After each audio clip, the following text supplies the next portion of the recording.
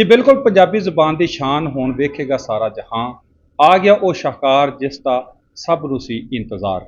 ਪਾਕਿਸਤਾਨ ਦਾ ਸਭ ਤੋਂ ਵੱਡਾ ਨੈਟਵਰਕ ਚੈਨਲ ਸਨ ਨਿਊਜ਼ ਪੰਜਾਬੀ ਜ਼ੁਬਾਨ ਦਾ ਪਹਿਲਾ ਸੈਟੇਲਾਈਟ ਚੈਨਲ ਹੁਣ ਬਕਾਇਦਾ ਆਪਣੀ ਨਸ਼ਰੀਆਤ ਦਾ ਆਗਾਜ਼ ਕਰ ਰਿਹਾ ਹੈ। ਇਹ ਮੁਲਕ ਭਰ ਦੀ ਤਰ੍ਹਾਂ ਅਲੀਪੁਰ ਚੱਠਾ ਵਿੱਚ ਵੀ ਇਹਦੀ ਨਸ਼ਰੀਆਤ ਦੇ ਆਗਾਜ਼ ਤੇ ਕੇਕ ਕੱਟਿਆ ਗਿਆ। ਲੋਕੀ ਮੇਰੇ ਨਾਲ ਮੌਜੂਦ ਨੇ, ਉਹ ਕੀ ਕਹਿੰਦੇ ਨੇ।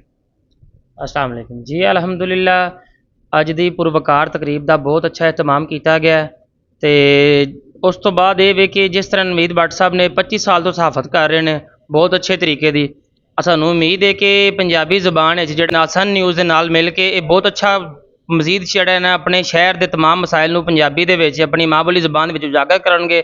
ਸਾਨੂੰ ਇਹਨਾਂ ਤੋਂ ਬਹੁਤ ਜ਼ਿਆਦਾ ਜਿਹੜੀ ਉਮੀਦਾਂ ਨੇ ਕਿ ਜਿਸ ਤਰ੍ਹਾਂ 25 ਸਾਲ ਤੋਂ ਤਮਾਮ ਆਪਣੇ ਇਲਾਕੇ ਦੇ ਲੋਕਾਂ ਦੀ ਖਿਦਮਤ ਕਰ ਰਹੇ ਨੇ, ਇਸ ਤਰ੍ਹਾਂ ਸਨ ਨਿਊਜ਼ ਦੀ ਬਸਾਤਤ ਦੇ ਨਾਲ ਉਮੀਦ ਹੈ ਸਾਨੂੰ ਕਿ ਮਜ਼ੀਦ ਜਿਹੜਾ ਨਾ ਇਹ ਆਵਾਮ ਦੇ ਮਸਾਇਲ ਨੇ ਉਹਨੂੰ ਹੱਲ ਕਰਨ ਦੀ ਕੋਸ਼ਿਸ਼ ਕਰਨਗੇ ਐਸੇ ਤਰੀਕੇ ਨਾਲ। ਜੀ ਲੋਕਾਂ ਦਾ ਆਖਣਾ ਸੀ ਸਨ ਨਿਊਜ਼ ਚੈਨਲ ਜਿਹੜਾ ਹੈ ਇਹ ਮਾਂ ਬੋਲੀ ਦੀ ਇੱਕ ਤਰਜਮਾਨੀ ਵੀ ਕਰੇਗਾ ਤੇ ਆਪਣੇ ਮਸਾਇਲ ਨੂੰ ਆਪਣੀ ਜ਼ੁਬਾਨ 'ਚ ਉਜਾਗਰ ਵੀ ਕਰੇਗਾ ਔਰ ਲੋਕਾਂ ਦੇ ਮਸਾਇਲ ਹੱਲ ਕਰਾਉਣ ਵਿੱਚ ਆਪਣਾ ਕਲੀਦੀ ਕਿਰਦਾਰ ਵੀ ਅਦਾ ਕਰੇਗਾ। ਜੀ।